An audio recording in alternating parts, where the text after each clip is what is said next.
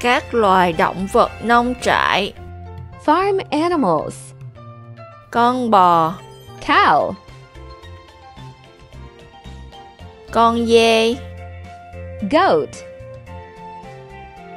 Con lợn. Pig. Con cừu.